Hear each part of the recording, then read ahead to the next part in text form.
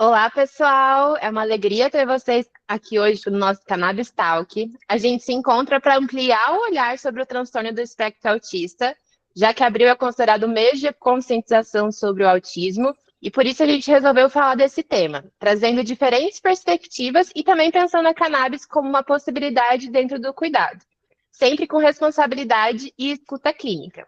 Mais que uma sequência de falas, esse é o espaço de diálogo, troca e construção conjunta. Então, sejam muito bem-vindas e bem-vindos. A gente hoje não tem muito roteiro, então a intenção mesmo é que seja uma conversa mais fluida, tá?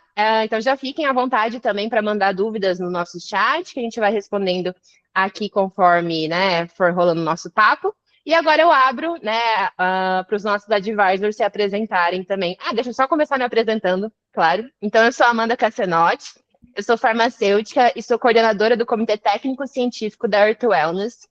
Em relação ao autismo, para mim é um tema muito especial, já que eu sou tia de duas crianças com autismo, e foi por conta do autismo que eu comecei a pesquisar sobre os canabinoides, né, já ali na formação da faculdade. Atualmente eu sou mestre e também doutorando em neurociências pela Universidade Federal de Santa Catarina. Acabo pesquisando mais sobre doença de Parkinson atualmente, mas autismo também é um tema que me fascina muito dessa questão da pesquisa. Então, por isso que gosto sempre de estar falando sobre isso e também ouvindo, né, especialistas nesse tema para a gente aprender cada vez mais. Então, agora sim, abro para as outras, né, pessoas se apresentarem aqui também. Primeiras damas. Obrigada, Flávio. Bom, eu me chamo Rafaela da Rosa, eu sou cristã, como a gente estava conversando aqui, né, antes de gravar. Deu uma travada aqui, tá tudo A bem? gente está te ouvindo. Então tá. Eu sou dentista, formada pela Universidade Federal de Santa Catarina desde 2009. Sou mestre em dor orofacial e atualmente também doutoranda em clínicas odontológicas. Sou também dental advisor da Earth Wellness, né? Junto aí com o Dr. Flávio e com o Dr. Carlos. E é um enorme prazer e privilégio estar aqui para fazer essa troca com vocês e falar desse tema, né? Que é tão relevante, né? E esse mês nada mais justo do que a gente discutir sobre a relação, né, do espectro autista com a cannabis e o sistema endocannabinoide. Não posso agora? Vamos lá, boa noite, pessoal. Sejam todos bem-vindos. Eu vou agradecer a Cris e a Amanda pela organização. Meu nome é Flávio Geraldes, eu sou neuropediatra, sou mestre, doutorando em cannabis, diretor da PMC, e desde, pelo menos, dos últimos 5, 6 anos, desde que eu conheci a cannabis medicinal, já trabalhava bastante com autismo, mas desde então tem sido o meu dia a dia cada vez maior e cada vez mais intenso. Então, é um prazer poder compartilhar um pouquinho aqui do conhecimento com vocês. Sobrou eu, né? Sobrou você. Sou o Dr. Carlos Bosco, sou médico neurologista, formado pela Federal de Porto Alegre, mestre em terapia intensiva também. Sou advisor aqui com os colegas e prescritor já há um bom tempo já, né? Vamos dividir a experiência aí de TEA, né? Falar o que eu tenho para falar de adulto, né? Sim, sim. Além dos advisors, eu gostaria também que a Cristiane se apresentasse, já que, né, pela história dela, ela também tem um envolvimento bem grande com o autismo. Então, Cris, por favor, se apresenta para a gente também. Claro. Boa noite, pessoal. Eu sou a Cris de Rizio, a Cristiane de Rizio, sou diretora-geral da Earth Wellness. Mas antes disso tudo, sou formada em psicanálise, fiz pedagogia, fiz uma pós em psicanálise, mas antes a minha história vem dos meus filhos, né? Felipe e Luísa são autistas, hoje eles estão com 17 anos, e a minha história com a cannabis, ela começa em 2016, onde só existiam poucas mães, né, que falavam sobre isso. A gente era um grupo de WhatsApp naquele momento, lá em 2016, sem saber muito para onde ir, e começamos a encontrar vários médicos que acreditaram. Então, eu sou sempre muito grata aos médicos que estão aqui, por ter acreditado, né, nesse potencial terapêutico e dado essa oportunidade de uma qualidade de vida melhor para os nossos filhos. Obrigada, gente. Ai, que linda. E aí, eu acho que eu começo perguntando como que a cannabis mudou a prática clínica de vocês, né? Acho que todo mundo aqui, a Rafaela, o Carlos e o Flávio já atendiam pacientes com autismo antes mesmo, né, de começar a prescrição com canabinoides, pelo menos ampliar tanto. E eu gostaria de que vocês falassem, compartilhassem qual que é, né, essa principal mudança que vocês veem a partir dos canabinoides. Eu encaminhava num caminho mais. Eu encaminhava, assim, no sentido de procurar sempre algum colega dentista que fizesse um manejo para mim. Então, por exemplo, se eu precisasse fazer um implante, uma prótese, eu ia precisar de um colega dentista para fazer o nitroso, para fazer a sedação, sabe? Um colega médico para fazer uma sedação endovenosa, né? Que antes da cannabis eu trabalhava muito direto com um anestesista dentro do meu consultório para fazer alguns procedimentos, e assim, faz muito tempo, mas assim, acho que deve fazer uns 3 anos desde a última vez que eu precisei lançar a mão, né, de uma anestesista para fazer uma anestesia endovenosa. Então, para mim, teve esse impacto direto na minha, no meu manejo, vamos dizer, mais independente nesse sentido, né? E o impacto ainda mais direto na questão do relacionamento, né? Porque como eu começo a cannabis bem antes, semanas, 2, 3 semanas antes do atendimento, e muitas vezes ainda levo a cannabis adiante, mesmo que o espectro autista, o médico responsável, né, não esteja fazendo alguma terapia com canabinoides nesse sentido de comportamento, etc. Muitas vezes o acometimento odontológico me leva a manter, né, o CBD, seja por dor, seja por bruxismo, ou por gengivite, né, que é muito comum, doença periodontal, muito comum. Então, o relacionamento, né, quem convive, sabe, assim, que a gente acaba aprendendo muito, né, a gente acaba tendo uma oportunidade, um privilégio, né, de conviver com esses indivíduos enquanto nossos pacientes, e é muito gostoso, porque se não fosse a cannabis, eu com certeza não ia ter essa oportunidade, né, de criar esse vínculo, de criar esse relacionamento. Então, teve esses dois impactos, assim, bem diretos na minha prática clínica, especialmente falando do espectro autista. Sim, que legal, Rafa. Eu queria muito que você participasse, acho que justamente por isso também, né? Para a gente entender essa aplicação dos canabinoides dentro da odontologia, também nos pacientes neurodivergentes. E como pode tornar esses processos muito mais suportáveis, né? Porque, enfim, são muitos estímulos, é um incômodo também, então a cannabis vem justamente para trazer flexibilidade nesse processo, que no autismo acaba se tornando bem importante, né? Então, Flávio, se você quiser compartilhar sua experiência com a gente agora também. Eu sempre vou talvez tentar essa ordem, tá? A Rafaela, o Flávio, que ele fala mais ali na infância, e o Carlos nos adultos. Combinado. Olha, para mim foi muito interessante, né? Eu lembro nitidamente o meu primeiro paciente autista que eu prescrevi a cannabis, né? E era uma mãe em muito sofrimento, uma mãe bastante simples, né? Um menino, na época, 7, 8 aninhos ali, um nível 2 de TEA, com TDAH, com aquele quadro de TOD, e é um rapazinho que ele tinha um nível de não verbal, e ele tinha um nível de agressividade fora do comum, né? Agredia a mãe, agredia o pai, agredia o irmão, né? O irmão vivia constantemente agredido, ele já havia sido afastado da escola, e um caso que já chegou comigo em polifarmácia, usando 4, 5 medicações.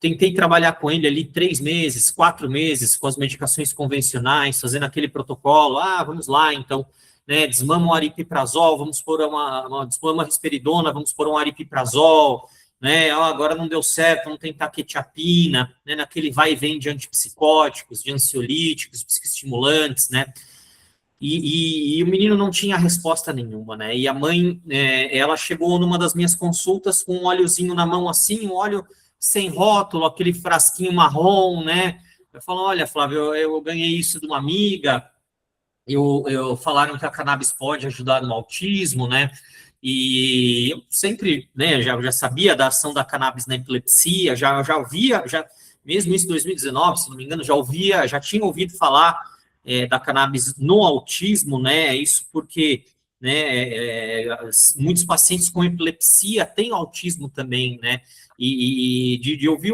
relatos que, né, de você ter melhora comportamental nesses pacientes que você tentava tratar a epilepsia, né, melhorava da epilepsia, mas tinha aquela melhora secundária no comportamento. E eu falei, tá, eu acho que vamos tentar sim. Falei, ó, já ouvi falar, já sei que tem algumas, né, ainda poucos laboratórios que trabalhavam, tinha algumas associações, né, mas falei, ó, só que nós vamos fazer o seguinte, eu não faço ideia do que fazer com esse frasquinho, como prescrever, mas eu sei quem sabe, né, justamente meu chefe, né, o professor Rubens. Eu falei, ó, volta semana que vem que eu vou falar com ele, tá?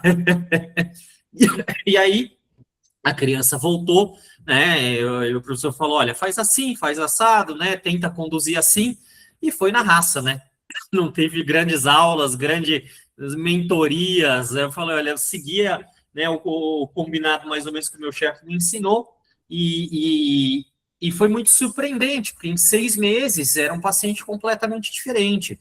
É um menino que a gente conseguiu ressocializar, é um menino que, né, ficava afastado da escola pela agressividade, aquele comportamento extremamente agressivo em casa, e né, no terceiro mês de tratamento ele já voltou à escola, com 6 meses de tratamento, ele chegou no meu consultório e me falou um oi, né, ele entrou na minha sala, coisa que ele nunca tinha feito, e me falou um oi, né, e para quem está no meio sabe o quanto isso é impactante, né, o quanto isso significa tanta coisa, né, e isso me chamou a atenção, porque eu falei, não é possível, né, assim, né, frente a todas as medicações que ele usou, né, todas as combinações pensadas e impensadas, ele nunca tinha tido uma resposta interessante, né? E dessa vez ele teve uma resposta bem significativa. E esse caso me fascinou, me fez estudar cada vez mais, né, e me fez entender que talvez essa pudesse ser uma ferramenta muito poderosa nesse público em específico. Então, acho que esse foi o grande clique que revolucionou a minha prática, porque aí, né, eu comecei a me arriscar mais, a permitir, né, que o óleo fizesse parte da minha terapêutica, não só para epilepsia, mas para o TEA também, né, e cada vez mais me motivou a estudar, né, os pacientes no transtorno espectro autista e trazer essa qualidade de vida que eu encontrei nesse amiguinho, né, para muitos outros pacientes. Então, foi mais ou menos assim que eu comecei. Ai, que legal. E Carlos, como que foi para você? Para adulto é um pouco diferente, né? Aqui, pelo menos ao longo desses últimos anos, tem 2 perfis de paciente, né? O paciente epilético de difícil controle, que muitas vezes tinha alterações comportamentais, que aí se descobria ter um autismo, né? E aí muitas vezes você não obtinha resposta comportamental com tratamento antiepilético convencional, e quando você associava o canabidiol, o extrato, você tinha uma melhora. E o mais comum, que eram os pacientes adultos que procuram muitas vezes o neurologista, ou às vezes o psiquiatra, por um quadro de transtorno de déficit de atenção e hiperatividade, que você começa a manejar como déficit de atenção e hiperatividade, e muitas vezes o paciente começa a piorar outros sintomas comportamentais. Aí você vai ver, opa, tem algo a mais, que é o autismo. Por quê? Porque o adulto, a criança, eu acho que não tem esse problema, né, Flávio? Tem muito aquela questão da camuflagem social, né? O cara vai, ao longo dos anos, vendo quais são os gatilhos que ativam os sintomas, e você acaba não tendo a percepção que ele é autista no primeiro momento, né? E depois você vai tendo, conforme vai tendo a evolução. E aí você começava um tratamento, sei lá, estou tratando com uma droga estimuladora para um déficit de atenção. Aí, de repente, ok, melhorou o foco, mas piorou muito a ansiedade, começou a ter explosões de humor, né? O meltdown. Oh, mas o que está acontecendo? Aí quando você via era autista, aí você tinha que associar. Então, para mim, os fitocannabinoides, eles vieram mais como uma terapia combinada com tratamento tradicional para esses pacientes adultos, né? Que antes eu não conseguia com medicamento tradicional, né? Sempre eu tinha que fazer como o Flávio falou, tinha que associar com antipsicótico, aí já tinha outros efeitos colaterais, realmente para adulto era um pouco mais complicado. Então foi aí que entraram os fitocannabinoides nos últimos anos aí para mim, para os transtornos de espectro autista em adultos, né? Uhum. Agora você comentou, eu fiquei curiosa. Você sempre usa os canabinoides somente ou você usa associado, então, a outras medicações? Depende de cada caso? Associado a outras medicações. Uhum. O adulto que muitas vezes não fez o tratamento na infância, ele vem com muitas comorbidades, né? Não é uma comorbidade só, né? Essa questão da camuflagem é interessante. Quando você vê, não é um problema psicológico único, são 3, 4 juntos, né? Ansiedade com déficit de atenção, com explosões de humor, com alterações de sono. São muitas vezes pacientes que têm o que a gente chama de hipervigília crônica, né? Então eles são sempre muito atentos para não deixar transparecer que são autistas, né? Então realmente tem um sofrimento cognitivo e aí eles acabam chegando em burnout, né? Então isso é outra coisa comum, né? Você vê um paciente em burnout, você vê um autista, um autista nível 1. Né? Uhum. E às vezes você trata esse burnout só com as medicações tradicionais, não tem uma resposta tão interessante como você associando com os fitocannabinoides. Sim. E acho muito legal a gente trazer esse tema também nos adultos, né? Que a gente sempre acaba falando mais nas crianças, mas essas crianças crescem, e se tornam adultos que também vão carregar seus traços do autismo. Então, também é legal a gente trazer esse tema. Bom, vocês falaram da prática clínica de vocês, e agora eu gostaria que a Cristiane, a Cris, ela falasse como que a cannabis transformou a vida dela. Porque é isso, né? Então a gente tem aqui nossos profissionais, nossos médicos, a Rafa, que é odontóloga, e a gente também tem a Cris, que é mãe de paciente. Então, também para ter essa troca, né, das diversas experiências. Por favor, Cris. Assim, eu acho que eu fui em busca, na verdade, eu não sabia direito o que eu ia encontrar, né? Isso aí eu sempre fui muito curiosa, mas eu não tinha noção do que era cannabis. Então, na verdade, eu li, gente, eu não sei aonde eu achei isso. Em 2014, eu lembro que eu li alguma coisa, um documento. Peguei na internet, no Google, eu quase nem tinha muita internet, eu morava em Salvador nessa época. E as coisas lá demoram a chegar. Eu li alguma coisa sobre cannabis e deficiência intelectual, não sobre autismo. E aquilo me deixou muito curiosa, só que aí eu nunca mais vi. Quando eu retornei para São Paulo, que eu conheci a doutora Eliane Nunes, e aí sim que veio o diagnóstico do autismo. Então, assim, eu não sei se... Eu acho que é uma experiência importante minha, que Felipe e Luísa, eles nunca usaram risperidona, salvo algum tempo atrás que o doutor Flávio teve que colocar o risperidona para o Lipe, que ele estava com problemas mais comportamentais, assim, mais sério, mas sempre foi a minha primeira opção. Então, eu não tenho um antes e o depois da cannabis. O que eu tenho é a minha experiência com eles, assim, coisas muito, muito coincidência ou não. Por exemplo, uma coisa que para mim é muito significativa. Felipe não sabia falar as cores. E ele, a primeira coisa, ele não sabia o que era verde e o vermelho, fez exame de daltonismo, e ele falou verde. Assim, aí eu estou dizendo, uma semana depois que ele começou a tomar o óleo. Uma coisa interessante, que eu até uma vez conversei isso com a doutora Leteia, eles babavam muito, muito, mas era absurdo o quanto eles babavam. Eu tinha que trocar vários babadores por dia. Então, assim, eles pararam de babar. São pequenas coisas para nós, como mãe. Aí a Aline está aqui, que também é mãe de autista, a Débora está aqui, e o interessante da URT é que a gente tem mães atípicas que trabalham na URT, que podem falar também, como eu. Não é só a qualidade de vida do paciente, mas é a qualidade de vida da rotina da família que muda. Então, eu lavava 2, 3 máquinas por dia, eu parei de fazer isso. Né? A felicidade de ver o seu filho vendo, sabendo as cores, até hoje, eles ainda não sabem ler nem escrever, a gente está nesse processo, mas eles têm um entendimento de muitas coisas que eu atribuo a cannabis, eu tenho certeza disso. É isso. Respondi? Respondeu.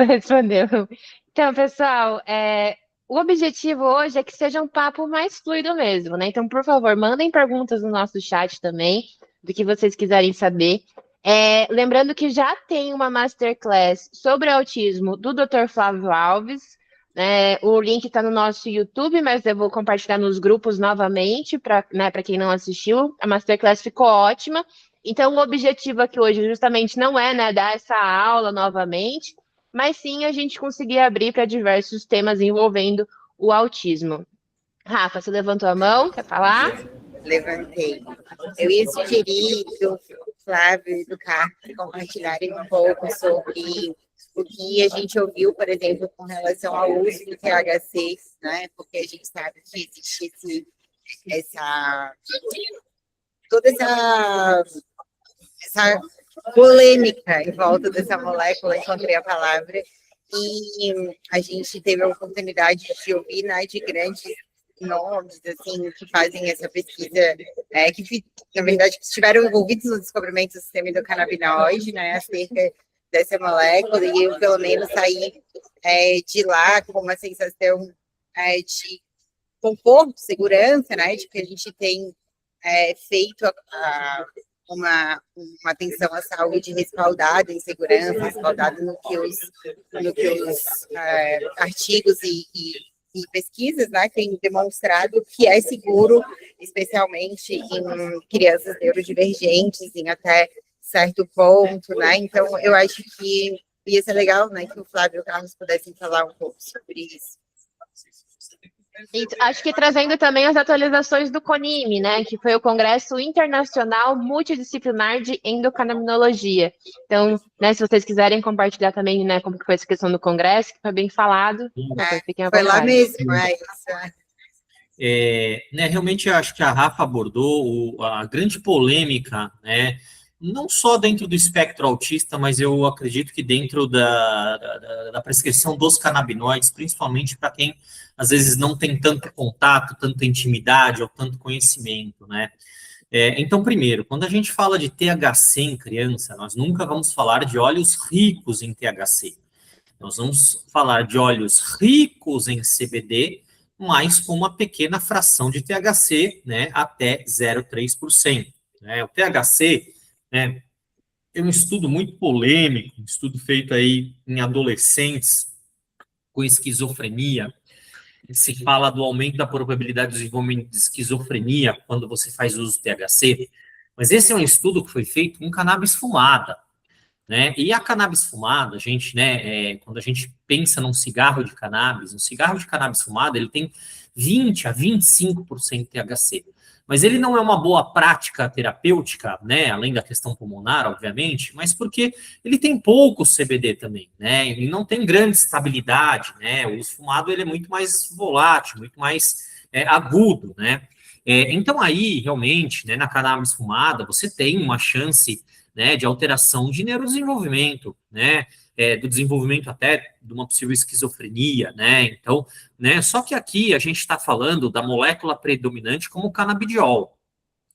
Tá, mas então a gente vai usar o canabidiol isolado? Não, também não é esse o caminho, O caminho é o produto rico em CBD, mas com uma pequena proporção de THC. Por quê?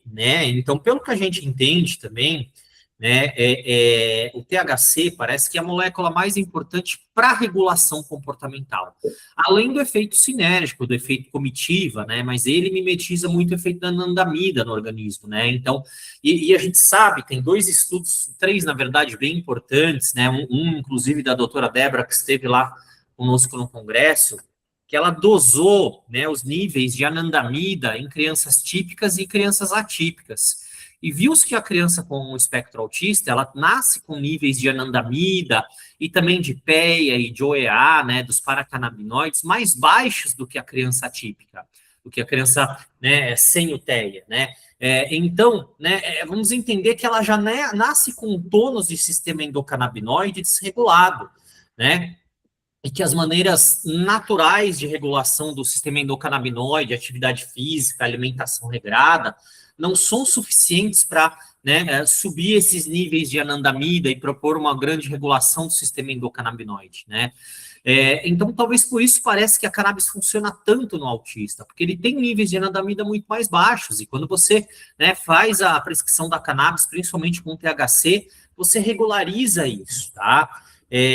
Um outro ponto muito interessante abordado lá no CONIME, né, foi relativo à palestra que o professor Adi Aran fez, né? O professor Adi Aran, para quem não conhece, é o maior pesquisador do mundo em cannabis e autismo, né?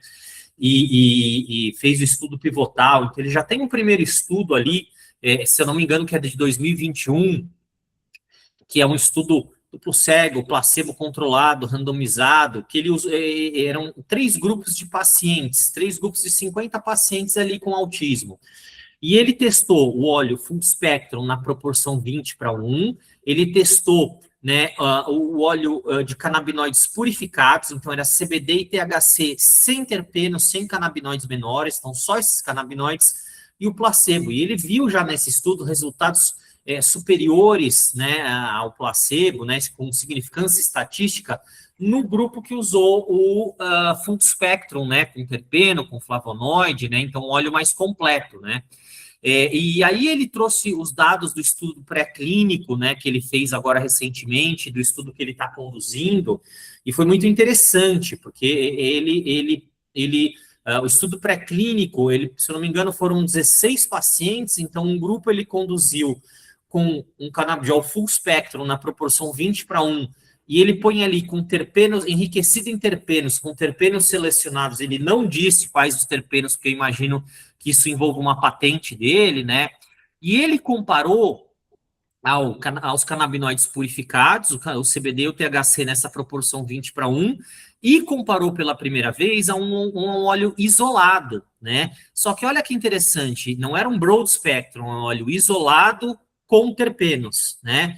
E realmente, dentre os 3 produtos, tanto para, né, comportamento, transtorno comportamental refratário, quanto para as habilidades sociais, a maior resposta que ele teve foi com o uso do full spectrum terpenado 20:1, né? É um produto acessível, né? A própria Earth Wellness tem no catálogo o full spectrum de 1.500, ele tem 1.500 miligramas de CBD e 75 miligramas de THC no frasco. Quando você divide um pelo outro, você vê a proporção 20:1, né? Então, realmente, né, o que os estudos mostram até agora, que o full spectrum, nós temos cerca de 20 ensaios clínicos, né, legais publicados até hoje, né?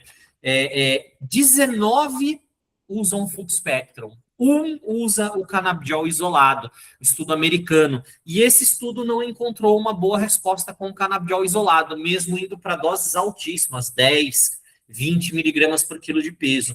Esse ensaio clínico que ele fez agora, né, que agora ele vai estudar, é um pré-clínico que ele vai, né, começar o estudo clínico mesmo, vai envolver 78 pacientes, ele já vai com uma dose de 5 miligramas por quilo de peso. Essa vai ser a dose que ele vai usar, né? Então, uma dose até interessante, uma dose que no adulto a gente não chega nessa dose por peso em patologia nenhuma, né? E na criança, a criança costuma trabalhar com doses mais altas, olha que interessante. Mesmo na epilepsia, né, você vai trabalhar com 10, 20 miligramas por quilo de peso, se você usa um isolado, 25, 30, se você usar um full já reduz bastante, né? Mas mesmo assim, 5 miligramas por quilo de peso não é uma dose simples, não, né? Né? Mas assim, né? Então ele mostra que, né, ele, uma maioria dos ensaios clínicos que a gente tem até hoje, que o full spectrum parece ser, né, o caminho, mas mesmo assim eu vou com o full spectrum, principalmente a partir dos 5 anos de idade. A maioria desses estudos são todos a partir dos 5 anos de idade, então nos dá mais segurança a partir dos 5. Menores de 5 anos, eu costumo ir com broad spectrum, então já tinha essa linha de poucos pacientes eu uso isolado, a maioria eu gosto do terpeno, né? Então, mesmo que eu tenha que não usar THC, eu vou por broad spectrum. Então, né, os resultados não são muito bons, né? Com broad, até melhor em algumas situações. E se o broad eu explorei uma dose, até uns 5 miligramas por quilo, às vezes até um pouco mais, e eu não tive resultado, aí mesmo numa da idade inferior, eu vou para o full spectrum. Mas eu não prescrevo, não passo dos 20:1. A proporção máxima de THC que eu ponho, né, é o 20:1. Se a gente pensar num 10:1, que o Carlos usa muito para dor, No 1:1, que o Carlos também usa muito para dores mais refratárias ainda. Na criança a gente evita, tá? Então, eu particularmente não iniciaria um óleo balanceado assim para um paciente, né, com o cérebro em desenvolvimento, mas até a proporção 20:1, né, pelo tudo que a gente vê até agora, parece que é uma proporção bastante segura. Uhum. E a partir de qual idade você acaba usando já o 20:1, Flávio? Dos 5 anos para frente, aí eu já uso o rico em CBD, mas até essa proporção de THC. Né? Menor do que isso, eu sempre tento, né, um broad spectrum antes. Uhum, entendi. Mas isso é uma Você prática comentou. mais minha, aqui do grupo da universidade aqui, porque a maioria dos estudos são a partir dos 5 anos de idade, tá? Uhum. Você comentou um pouco da dosagem, né? Isso também é uma questão que acaba vindo também de vários outros profissionais. Uma vez eu troquei contigo e você falou que gosta de utilizar, tipo, a titulação a partir do peso. Então, vai começar ali no 0,5, depois Isso, 1,5. isso. Então, eu geralmente eu vou titulando gradativamente, semanalmente, depende do paciente. Ou eu subo já direto em miligrama por quilo de peso por semana, às vezes um pouco menos, né? É, é, mas, assim, casos mais leves, 2 miligramas por quilo de peso, né? 3, eu já tenho boas respostas. Os casos mais graves, geralmente entre 3 a 5 miligramas por quilo de peso, tá? Então, aí você tem que ir com a dose um pouquinho maior, tá? Uhum. Mas é E isso, para você. porque realmente essa questão que a gente fala em aula, que parece muito clichê, cada um tem seu sistema endocannabinoide. É o cenário real, né? Então, certeza que o Carlos, a Rafa, né, tem experiência. Tem pacientes que você vai trabalhar com uma miligramagem baixíssima de CBD e THC e vai ter boa resposta. Tem pacientes que você vai ter que subir essa dose, escalonar para encontrar essa resposta, né? Então, isso acontece muito, essa particularidade, né? Mas, né, pensando em prática clínica e experiência, essas doses eu costumo encontrar bons resultados, sim. Uhum, legal. Eu queria que vocês compartilhassem também, né, quais são os principais sintomas e comorbidades que vocês mais veem efeito dos canabinoides no autismo. E aí, Carlos, porque comorbidade no adulto acontece bastante, né? Então, o grande problema é o transtorno de déficit de atenção e hiperatividade, e ansiedade, né? E, como eu disse, são muitos pacientes que estão muitas vezes em shutdown ou meltdown, e eles estão em burnout, né? Então, é o paciente autista que esconde que é autista, né? Que está sempre em hipervigilância. Então, são pacientes, às vezes, do ponto de vista psiquiátrico, bem complexos, na verdade, né? No adulto, apesar de a gente não ter essa preocupação, porque o sistema, vamos colocar, o córtex pré-frontal já está formado, vamos colocar assim, né? E não tem essa preocupação em relação ao uso do THC, mas mesmo assim, a gente tem a preocupação em relação ao surto psicótico, né? Já se tem a proporção para adulto, que o risco de você ter um surto psicótico usando extrato de cannabis é 1 para 200, não é pouco, né? E quem são aqueles? Realmente, é o que o Flávio falou, né? São os óleos ricos em THC. Então, é muito difícil a gente usar altas doses de THC, mesmo em adultos, nessas situações de neurodivergentes, né? Pelo risco de você desenvolver um surto psicótico. Mas não só isso, muitas vezes doses mais altas. E estamos falando, o que é dose alta, né? Acima de 7,5 de THC, por exemplo, dia, já pode mexer no sono REM do paciente, na fase 13. Então, isso mexe no comportamento também, que é outras coisas que às vezes as pessoas esquecem, né? Então, altas doses de THC, não altas, 7,5 para cima, já começa a mexer no sono REM. E isso pode interferir no resultado durante o dia, né? Então, para adulto, é difícil passar de 13,5 a 5 miligramas de THC por dia. É muito difícil, né? Por causa de eu vejo esse comportamento no sono, na alteração do sono, que às vezes não é interessante. E dependendo da sensibilidade do paciente, que é meio clichê, como o Flávio falou, mas cada um tem a sua sensibilidade ao THC, você pode piorar a ansiedade, né? Ou às vezes causar um efeito colateral de sonolência diurna, né? Ou hangover, né? Que o paciente acorda com sensação de ressaca, né? Então é complicado. Então, sim, também dou preferência para os óleos full spectrum, 0,3, e eventualmente, se às vezes o paciente é muito ansioso ou hiperativo, às vezes eu uso um pouco mais de THC. E CBG também, né?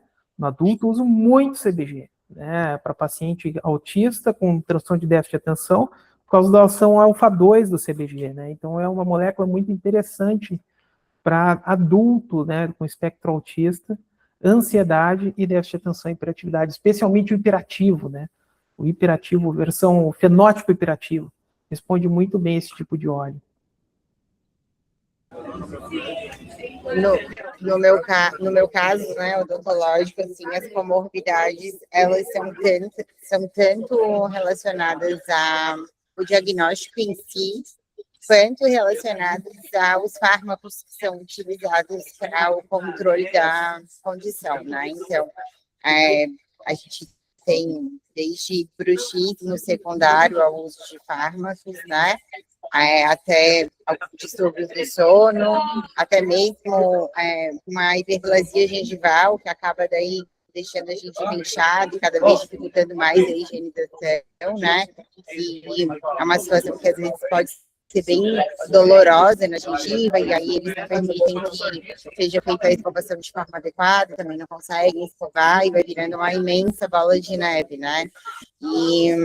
E aí, nesses casos das comorbidades, que é até o que eu falei na minha masterclass desse mês, assim, que a gente acaba fazendo a administração de fitocannabinoides de uso contínuo, né, nesses indivíduos, e não é como se fosse uma situação que a gente estivesse tratando, ou controlando, ou interferindo no tratamento da neurodivergência em si, mas sim interferindo na condição odontológica, né? Mas é claro que quanto mais a gente tiver o aceite do médico responsável pelo caso, para que a gente possa, junto com ele, né, ter essa certeza de que ele vai estar reduzindo, por exemplo, a dose de fármacos que o CBD mantém durante mais tempo, né, os níveis naquele organismo, e aí dessa forma também é uma forma secundária, né, de controlar essas comorbidades que vêm de fármacos, porque quando a gente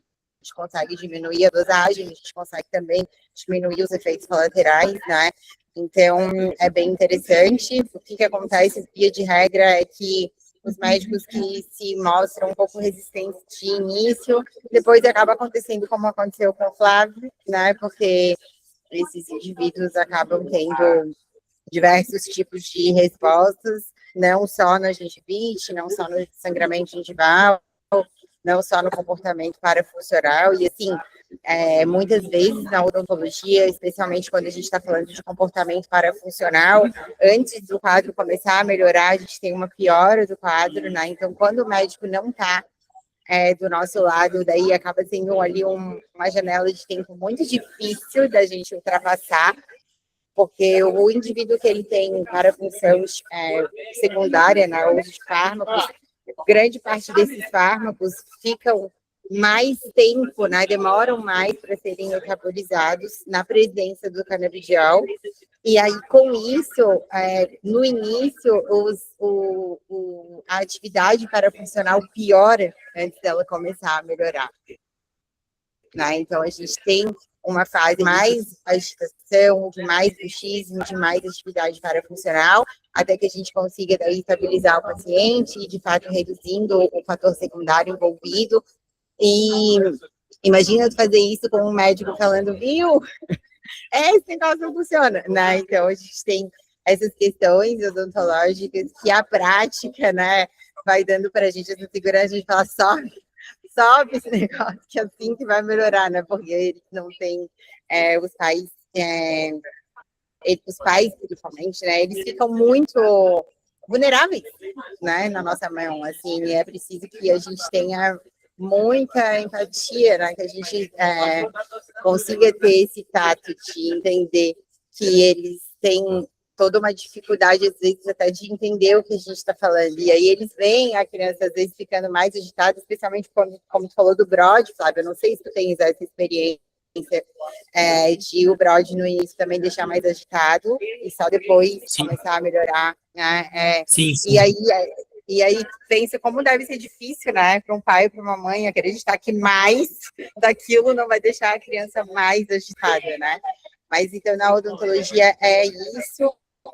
é muito importante, né, que nós cirurgiões dentistas tenhamos o máximo respeito, né, e cuidado de entender quais são as limitações da nossa atuação.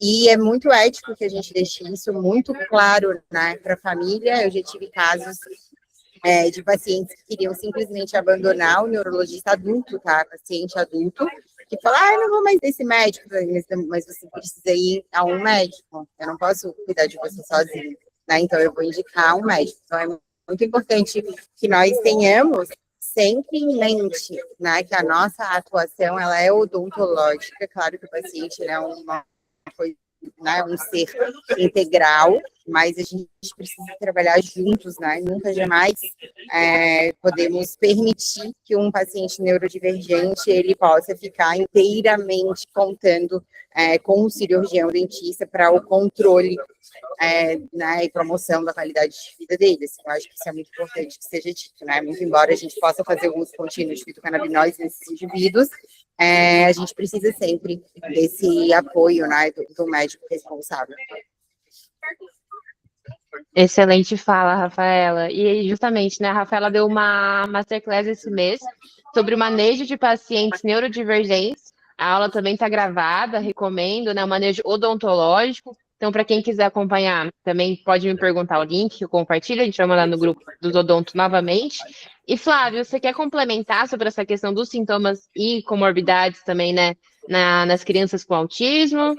Sim, acho que assim, né, dificilmente você tem um paciente com transtorno espectro autista só com o transtorno espectro autista, né? TDAH acontece em 50% a 60% dos casos, extremamente comum. Aí você tem o TOD, tiques motores, toque, ansiedade, depressão, distúrbios do sono, epilepsia. Então, quando você consegue até identificar uma das comorbidades, é até tranquilo, mas e o paciente que tem 5 ou 6 comorbidades, né? Aí é muito difícil. E aí que vem também o interessante do efeito multimodal da cannabis, né? Porque você mira um receptor e se acerta vários. Você mira o comportamento, né? Então, o nosso alvo primário na criança com transtorno espectro autista é o quê? Melhora de comportamento e sono. Mas a grande maioria dos pacientes acaba melhorando a cognição, compreensão, atenção, concentração, e aí ele rende melhor na terapia. Rendendo melhor na terapia, o avanço cognitivo dele é maior, né? Então, né, você não vai tratar o TEA com a cannabis, você sempre vai tratar a comorbidade, né? Ainda não tem, né? O TEA é considerado um transtorno órfão, não tem uma medicação para o TEA, tem terapia para o TEA, né? Mas, né, as comorbidades, né, a resposta costuma ser muito boa, né? E o cara estava falando, né, dos pacientes hoje, né, chegam com os pacientes nível 1 para o consultório dele também, atendo muitos adultos nível 1 aqui, né? É muito difícil, porque, né, esse mascaramento, né, às vezes é aquela mocinha que fica quietinha na sala de aula, tem um bom desempenho escolar, mas não interage, não socializa, não vai numa festinha, não vai num... Né, e fica aquele sofrimento social. E ela quer interagir, ela quer socializar. Só que a ansiedade social, essa barreira social é uma coisa tão grande que gera um sofrimento muito grande. Né? Então, você precisa conversar com o teu chefe, você precisa conversar com teus colegas de trabalho, você não consegue, você fica esperando o momento certo, a hora adequada, o dia correto, né? Você tem tudo pronto na tua mente, né, do que você precisa falar, só que você não consegue dar esse primeiro passo. Isso gera um sofrimento muito grande. Então, são pessoas que vão sofrendo com uma depressão silenciosa, com uma ansiedade silenciosa, e às vezes vai se manifestar na vida adulta como ideação suicida, na hora que você não aguenta mais, entendeu? Então, é muito complicado, tá? Então, um autista adulto, né, geralmente é um nível de sofrimento gigantesco. Ah, mas ele é nível 1. Não, o sofrimento é gigantesco igual, gente, porque, né, às vezes o paciente com a deficiência intelectual associada, né, o nível 3 aí, às vezes até o nível 2, ele não tem, às vezes, plena noção daquele sofrimento pelo qual ele está passando. O nível 1, que geralmente tem um intelecto bom, às vezes uma inteligência até superior, ele vive esse sofrimento e ele não sabe como dar fim a esse sofrimento, entendeu? O porquê, né? Por que né, eu falo, por que o meu comportamento é tão esquisito? Por que eu sou uma pessoa tão diferente da maioria dos jovens que fazem tudo isso, né, juntos aqui, né? Até o comentário da Débora, só diz que é leve quem não sente na pele, exatamente isso, né? Porque o sofrimento interno é muito grande. Às vezes são pacientes que nem numa psicoterapia você consegue, né, se abrir, né, para soltar isso, porque você não consegue vincular com o teu psicólogo, você não consegue se abrir com o teu psicólogo, né? Então é bastante complicado, né? Sim, acho que bem complexo essas questões, né? Principalmente da questão do autismo leve, assim, porque justamente se causa um prejuízo também, né? O paciente também sente, então, muito legal a gente estar compartilhando essas informações também. Aline, você quer falar? Ah, desculpa, Aline, a Solange voltou agora, daí a gente passa para ela, que ela levantou antes, e depois a gente passa para você. Gente, Tá, ok. desculpa, eu queria direcionar uma pergunta para o doutor Flávio, mas a minha sogra de 95 anos chegou aqui em casa, eu tive que falar com ela, não sei nem se ele acabou falando nisso. Em relação a THC na infância, eu também vejo que criança com distúrbio de comportamento grave, autista com muita agressividade, tem que ter um full espectro, menos 0,2% de THC, mas assim, eu tenho na minha prática, que não é muita, eu tento só fazer com THC a partir de 5 anos. Se for possível manter o CBD isolado abaixo de 5 anos. Eu queria saber, na tua experiência, se você também usa esse parâmetro ou não, se você faz... Exatamente, doutora, até havia comentado, né? Desculpa, Então, tá? porque o que a gente tem de literatura geralmente é acima dos 5 anos, então eu também deixo para usar o full spectrum a partir dos 5. Antes dos 5, o que eu não uso é o isolado, eu vou para o broad spectrum, né? Porque eu vejo realmente, né, a potência dos canabinoides menores e dos terpenos, eles acabam auxiliando. Então, mesmo que não use o THC, eu, particularmente, tenho predileção pelo broad. Isolado, é muito raro eu prescrever um canabidiol isolado. Viu? Isolado eu só prescrevo para epilepsia refratária. E Na mesmo verdade. assim, né, se a epilepsia também, depois dos 5 anos refratárias, eu uso o full spectrum também, porque você vai trabalhar com doses 5, 6 vezes, 5 vezes menores. Exatamente, eu tenho paciente com síndrome de Então, West. a questão de farmacoeconomia de efeitos colaterais, né? Então, porque isso você não vai usar para, né? São pacientes em sofrimento, são pacientes que estão tendo, né, inúmeras convulsões por dia, são pacientes que têm comportamentos autolesivos diários, né? Então, você não está usando, né, por nada o canabidiol ou mesmo o full spectrum, né? Você está usando em pacientes que realmente já passaram por alternativas terapêuticas protocolares e não tiveram uma boa resposta, né? E 20 miligramas por quilo por dia, às vezes fica inviável financeiramente. Se você pensar em canabidiol isolado, num paciente de 25 quilos, né, são 500 miligramas de THC ao dia. Se você pensar no óleo mais barato da Earth, mesmo assim fica caríssimo. Se você for para um isolado lá, o da roxinha lá da farmácia, fica inviável, né? Assim, se trabalhar. Isso é um tratamento de 20, 30 mil reais por mês, não tem como, né? Eu não quero me alongar, mas só para a doutora Rafaela, só para saber, não é dentro do autismo, eu fiquei muito curiosa que eu li sobre canabinoides em síndrome do envelhecimento precoce bucal. Você vai falar alguma coisa a respeito algum dia, ou tem já alguma coisa que eu fiquei curiosa, eu queria conhecer a respeito. Não é o tema de hoje, mas eu resolvi perguntar. Obrigada pela também. Olha, coincidentemente, eu e a doutora Letéia, a gente está escrevendo o capítulo de um livro. Ela até publicou um artigo sobre isso, né, na revista lá do PV, mas a gente está escrevendo um capítulo de um livro sobre isso, então eu estou com bastante vontade, vai ser muito bom se eu puder falar sobre isso. Eu e a Amanda, a gente tem já o cronograma do ano inteiro das Masterclass, mas a gente pode dar uma... Eu vou te dar uma adaptada, porque eu sou apegada na fibromialgia de maio, mas a gente pode, de repente, fazer 2 datas e coloca inteiramente à disposição, se quiser marcar para a gente falar sobre isso.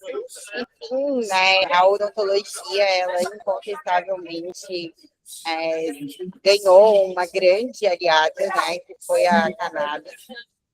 Através do conhecimento de que todas as células que são importantes. Meu áudio porque eu estou na igreja. Desculpa. acaba que a gente sabe que toda a fisiologia, todas as células que coordenam a fisiologia da nossa saúde bucal, tanto célula que forma osso, quanto que absorve, que controla fluxo salivar, que forma gengiva, todas elas são amplamente habitadas de CB2, né, e CB1, e que eles mudam a expressão de CB1 e CB2 diante dos graus de inflamação que essa boca apresenta, né? Então, através disso, a gente tem tido a oportunidade de conhecer diversas aplicações da planta, né? E quando a gente pensa em síndrome do envelhecimento bucal, a gente está falando de desgaste de esmalte, de xerostomia, né? De uso abusivo de fármacos e por aí vai, né? Então, a gente tem na cannabis realmente uma grande aliada. Eu vou gostar de falar disso. Obrigada, Solange. Eu que te agradeço. Eu não sou dentista, eu sou neurologista, mas achei muito interessante. Vamos combinar essa aula, depois a gente compartilha com o restante do grupo, né, Rafa? Legal, Sal. Aline, você quer compartilhar também? Era só um adendo, porque o doutor Flávio falou, complementando também o doutor Carlos, da vulnerabilidade, principalmente do nível 1 de suporte. Eu sou mãe de 2 TEAs, eu tenho um diagnóstico de dislexia, passando aqui atrás, desculpa. Esse aqui é nível 3 de suporte, não oralizado, com infinitas comorbidades, então tem uma encefalite autoimune junto. E vocês pensam, não oralizado, até eu descobri isso, eu também, como a Cris, estou desde 2015 nessa aí. Então, só um adendo, porque eu tenho um de 11 anos com nível 1. E ele foi como assim? Ele foi ocultado, né? Ofuscado pela luta desse. E o que eu percebo hoje, e eu acredito que tem muitos prescritores aqui, o que é muito importante, porque hoje eu estou tendo uma avaliação fonoaudiológica com o meu nível 1, que ele nunca teve. Então, ele tem uma ansiedade muito forte e eu sempre tratei ele só com Broad. O meu nível 1 nunca usou nenhum fármaco, além do Broad Spectrum 3000. Vocês têm ideia? Já esse aqui, por falta de conhecimento, por falta de recursos na época, usou vários. E hoje, o Miguel, ele usa canabinoide, só que também outro tratamento totalmente diferente. Ele usa CBG 1:1, com CBD, alto como anti-inflamatório, que foi uma proposta do imuno, e usa THC isolado quando está com atenção de crise. E aí eu tô doida para provar esse THC, esse 1:1 GDC aí, porque ele já percebeu que a gama é remédio e ele não quer. Então, assim, o que eu quero dizer, só para me encurtar, é muito importante vocês terem essa alça, esse olhar integrativo com as terapias, com a escola, com a escuta da família. Se vocês não escutarem a família, nada vai acontecer. Nada vai acontecer, gente. Só um minutinho, amor. Nada vai acontecer. Porque agora vocês veem, depois de 10 anos, eu tenho uma fono excelente que falou, peraí, o seu filho não está ansioso, ele não está conseguindo comer, falar direito, porque ele está com um problema de deglutição. Eu preciso levar num gastro. Vocês entendem? Eu já queria trocar, mexer no óleo, ver um remédio para ansiedade. Então, é muito importante a escuta e fazer esse tratamento integrativo. Peçam os relatórios da escola, escutem as famílias, dos profissionais, que isso vai fazer toda a diferença no manejo clínico de vocês. E vai ter sucesso. É isso, só isso que eu queria compartilhar.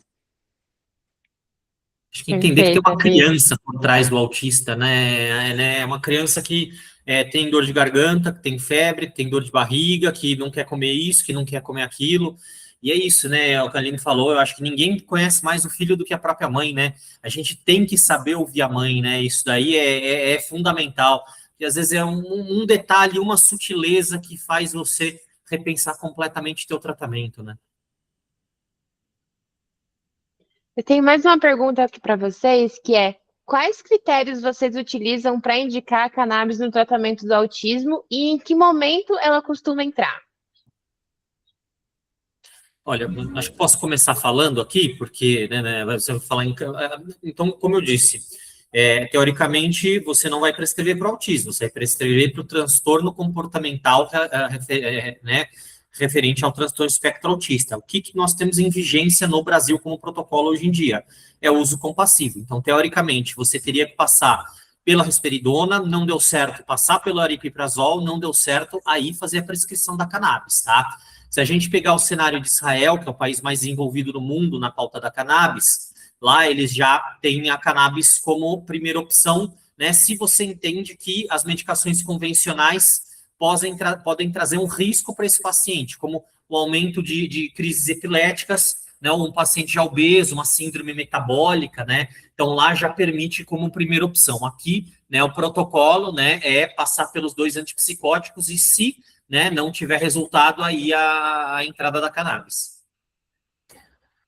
Jornal adulto é um pouco diferente, né? Porque, como eu estava falando, a gente recebe muito paciente nível 1, né? Então, nível 2, nível 3 é mais tranquilo. Na verdade, já vem meio pronto do neuropediatra, né? O neuropediatra só... Nível 2, nível 3 já nem vai para tudo, né? Joga pra cá, neuropediatra até a idade, né? Agora, os pacientes, é o que eu comentei, né? E o que o Flávio falou, são pacientes que estão sofrendo em silêncio e muitas vezes são pacientes que têm falhas, né, terapêuticas com medicações convencionais. Então, são pacientes que não respondem bem ao tratamento usual para terapia, para transtorno de déficit de atenção e hiperatividade, alguma coisa não fica 100%. Pacientes que não respondem totalmente aos ansiolíticos, pacientes que não respondem bem aos antidepressivos. E aí, quando você vai encaminhar para uma avaliação neuropsicológica, vamos ver se tem alguma coisinha a mais, né? E você vai descascando uma cebola, porque o adulto com TEA, ele é uma cebola, na verdade. Você vai ter que desmanchar aquela camada a camada até você entender, ó, não, estou diante de um paciente autista nível 1, né? Não é uma depressão, não é só um déficit de atenção, não é só uma insônia crônica, não é só um paciente com toque, né? Não, estou com um paciente autista. E aí entra os fitocannabinoides, né? Muitas vezes são pacientes que a terapia combinada funciona muito melhor, né? Com cannabinoides do que só os tratamentos convencionais, né? Algo que eu não tinha à disposição há meia década, por exemplo. E outra coisa, né? Pacientes adultos hoje passaram a infância sem tratamento do autismo, né? Então, é muito comum chegar um paciente adulto, 30, 40 anos, né, com 40, 50 anos, que não sabia que era autista. Né? Chegou aqui, agora está saindo, pô, eu sou autista. Né? E aí, como é que eu vou fazer? Né? Então, aí entra a terapia. Na maciça maioria das vezes, eu entro com tratamento combinado já de cara. É muito difícil, porque esse tipo de paciente ele não tem uma resposta completa com as medicações tradicionais, que é algo que a gente fazia há 5, 10 anos e a gente aceitava que tinha vamos dizer, um resultado mais ou menos e tudo bem, é isso que eu consigo com o tratamento atual que eu tenho hoje. Não, hoje, quando você faz a terapia combinada, você tem um resultado melhor do que só com as medicações usuais. Pelo menos é o que eu vejo, né, na prática clínica. Uhum. Basta que eu consiga convencê-los, né, ou a família, e eu entro porque a minha questão de manejo comportamental é muito importante e na odontologia a gente não tem essa questão da refratariedade, do uso compassivo, né, na odontologia a gente usa como primeira escolha já para diversas situações, especialmente manejo de comportamento, né? Porque a nossa escolha acaba sendo os canabinoides a escolha mais segura e menos invasiva dentre todas as outras. Então, a gente usa com bastante frequência, assim, e tem muitos problemas, né? Especialmente com o conselho. Isso que o Dr. Carlos falou sobre os neurodivergentes adultos, né? Não terem sido tratados quando criança. Mas eu fico imaginando, eu já pensei nisso muitas vezes, eu fico imaginando para onde iria essa balança se eles tivessem sido tratados a vida inteira com os medicamentos clássicos, sabe? E apenas eles. É uma reflexão, assim, que eu já me fiz bastante. E uma outra coisa também, que a gente está falando sobre isso, né? E eu sou encantada por uma série que tem no Netflix que chama Amor no Espectro. Eu super sugiro que vocês assistam, porque é fofo demais.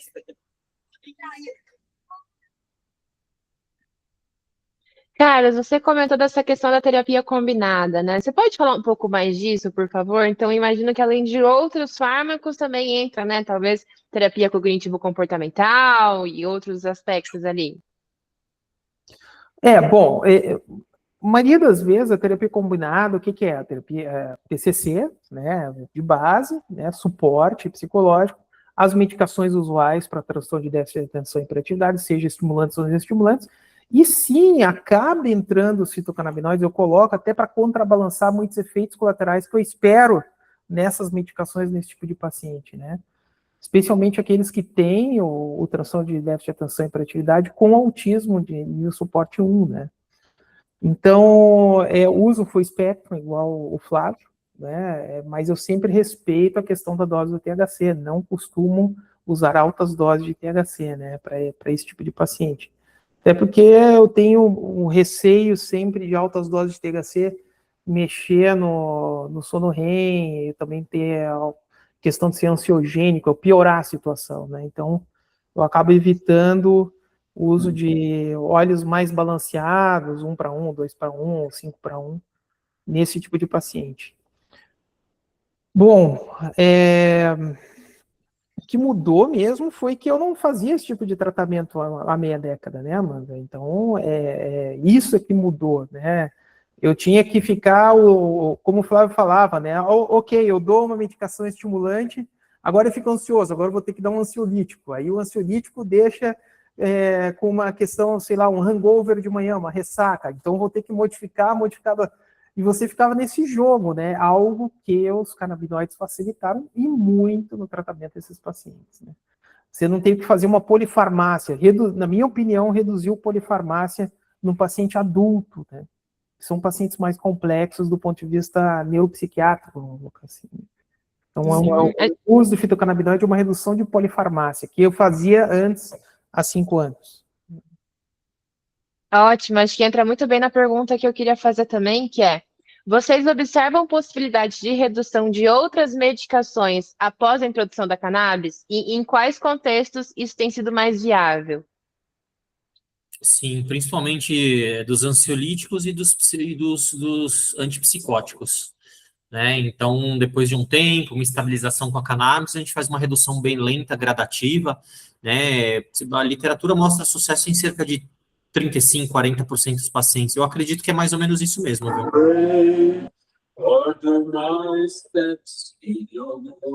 Opa, gente! Entrou um Uma assinado. música boa aí. No meu caso, é a redução dos ansiolíticos, né? Eu observo mais a redução dos ansiolíticos, né? Com o uso do extrato de cannabis. Uhum. A Débora fez uma pergunta bem interessante também, aqui para o Carlos, que é falando um pouquinho mais dos efeitos colaterais do Venvance nesses pacientes com autismo. E se dá para associar bem ele com os fitocannabinoides.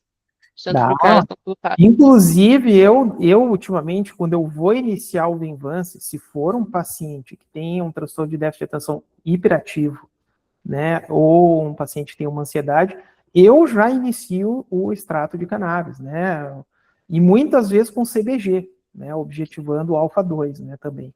Então, ao invés de eu usar uma clonidina, que eu usava no passado, né, que aí eu ficava brigando com o efeito colateral da clonidina, acabo usando um óleo full spectrum com CBG ainda, né? Então, sim, associo bem e tenho o hábito ainda de associar o canabigerol ainda no tratamento. Nas crianças, poucos autistas toleram psicoestimulantes, né? Lisdexanfetamina, que é o Venvance, metilfenidato, né? Eles fazem uma subida dopaminérgica muito intensa. E, às vezes, essa subida dopaminérgica causa muita irritabilidade, agitação, agressividade. Então, você vai ter mais sucesso com não psicoestimulante no autista, né, na criança, provavelmente, viu? Mas tem pacientes que usam Venvance também, lisdexanfetamina e o óleo do CBD também, sem problema nenhum. Uma associação bem comum, viu? A questão, né, Flávio, é que isso que nem eu falo, um problema é uma criança ter uma explosão de humor, né? Outro problema é um adulto. Exatamente. Né? Isso é coisa que a gente tem que pensar sempre, né? Então, existem questões até jurídicas, né? Então, por isso que às vezes eu acabo associando, né? Porque sob o risco de ele ter o meltdown, que a gente chama, aquele comportamento explosivo, né? Eu acabo usando os fitocannabinoides para contrabalançar esse efeito colateral, que pode acontecer e é bem comum em adulto. Né? Ele tem as explosões de humor, né? Exatamente. Sem paciência total. Focado, mas sem paciência total. E esses medicamentos que o doutor Olha o gato da comentou, doutora Solange ali. Eu vi, hein? Que consegue mamar e diminuir. São medicamentos que têm bastante implicações odontológicas, assim, né? Por isso que é tão importante realmente esse trabalho multidisciplinar, né? Porque quem acaba desmamando os medicamentos, né? é o médico responsável, né? Então, é muito interessante os benefícios que isso trazem,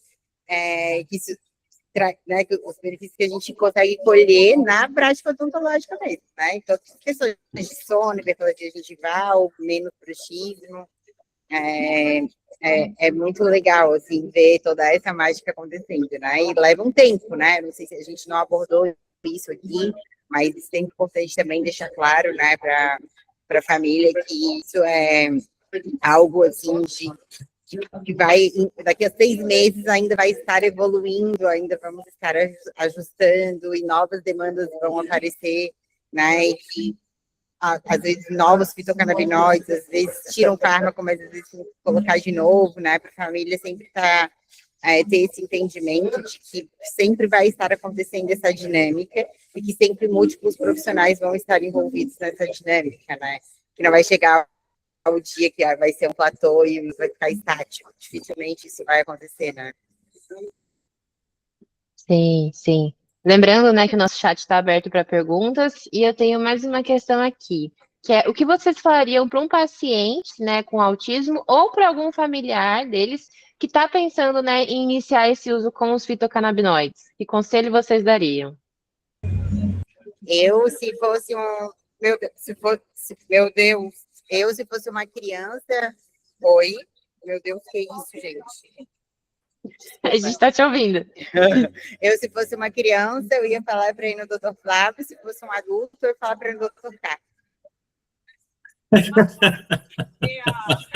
Ótimo conselho. Se tivesse dor de dente na doutora Rafa. Não, eu tenho provas disso, né, Flávio? Porque eu te mando. Exatamente. Eu acho que, olha, vou ser muito honesto, eu não tenho tabu quase nenhum da frente dos pacientes, viu? O tabu que a gente é do psiquiatra que está fazendo um acompanhamento junto, das famílias em sofrimento, entendeu? Então, se você mostra as opções terapêuticas, mostra, né, o porquê funciona. Acho que quando a gente fala de medicina baseada em evidências, pessoal, o que é medicina baseada em evidências? Não é duplo cego randomizado, né, meta-análise, né, doutor Carlos, aparecer para a gente prescrever. É a intersecção do que a gente tem de boas evidências, que você vai ter que saber, né,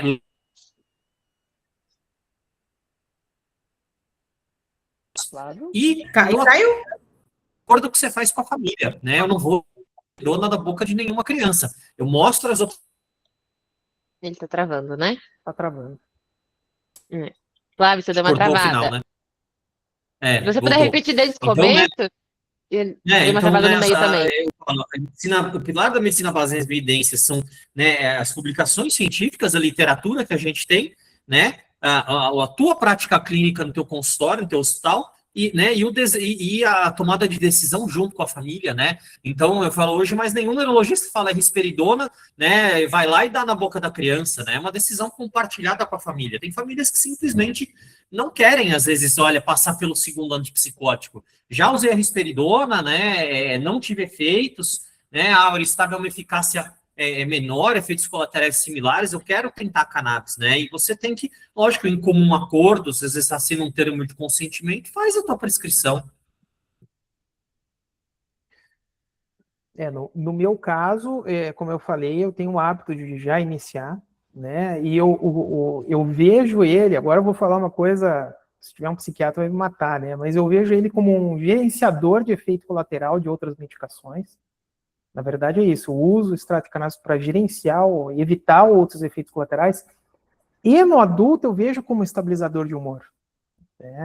Minha impressão, assim, e aí é questão clínica, como o Flávio falou, que ele funciona como estabilizador de humor, né? Então, especialmente nesses pacientes neurodivergentes, né? Algo que a gente teria que fazer uma polifarmácia para alcançar esse resultado, né? Então, para mim, é um atalho, né? É um atalho. O uso do medicamento tradicional e o uso de extrato de cannabis para gerenciar efeito colateral e muitas vezes evitar o uso de outra medicação associada para contrabalançar o efeito colateral do que eu queria. E além disso, a longo prazo, eu vejo a estabilização do humor, né? Aí tem N coisas que a gente poderia extrapolar o porquê que isso acontece, mas é um efeito colateral que ao longo dos meses a gente vê nos pacientes, não é efeito colateral, o resultado, né, seria uma estabilização de humor. Bem interessante esse ponto, né, Carlos? Porque em questão de fármacos estabilizadores de humor é bem limitado, né? Então, a gente vê o paciente tendo menos shutdown e menos meltdown, né? Então a gente pode pensar, não, estou diante de um estabilizador de humor, né? Racionalizando, né, o que eu poderia chamar os fitocannabinoides nesse tipo de situação? Um estabilizador de humor, como o lítio, por exemplo, como a lamotrigina, né? Então, esse é o resultado que eu vejo nesse perfil de paciente. Então, quando eu vou falar para o paciente que eu vou usar, né, eu digo, o objetivo aqui é gerenciamento de efeito colateral de uma medicação estimulante, por exemplo, né, e também o estabilizador de humor. E realmente é a impressão que me dá no adulto. Uhum. Se a gente fosse fazer uma comparação com outra medicação, seria isso. Sim, sim. E super seguro, né? E que seguro que é esse atalho, né? Porque normalmente a gente não tem muita segurança em atalhos, né? É um atalho, essa é a palavra, é um atalho, né? A gente falou, né, para os pacientes ou para os familiares de pacientes, e agora eu perguntaria para vocês o que vocês falariam para os profissionais de saúde que têm resistência em prescrever, né, ou às vezes acha que não funciona, ou que está pensando em começar. Qual seria o conselho de vocês para eles? Vai estudar. Associe com o PMC, assista as aulas da Earth Wellness, vai estudar. Se não sair da sua zona de conforto, não vai dar certo, gente. Mas assim, a gente entende, né, Flávio? Especialmente os médicos, o CFM é muito rígido, né, com relação a isso. Então, eu acho que, além de estudar, precisa realmente frequentar locais que sejam como rede de apoio, né, como a PMC, como o grupo da UP, como os congressos em si, porque eu penso que sem esses grupos, que eu penso que eu nos enxergo como um grupo de apoio mesmo, tipo tipo essas coisas, por causa que, imagina se a gente não tivesse uns aos outros, a taxa de resistência entre a gente ia ser muito maior, né? Porque não é um manejo comum para nenhum de nós, existe muito preconceito envolvido, existe muita responsabilidade, muitas vezes, durante muitos anos, o prescritor teve que se responsabilizar pelo produto, né, em diversas esferas, sanitárias e tudo mais, né? Então, eu entendo essa resistência, então o que eu penso procure redes de apoio que conversem sobre isso, né? E vai trabalhando os seus receios e usem.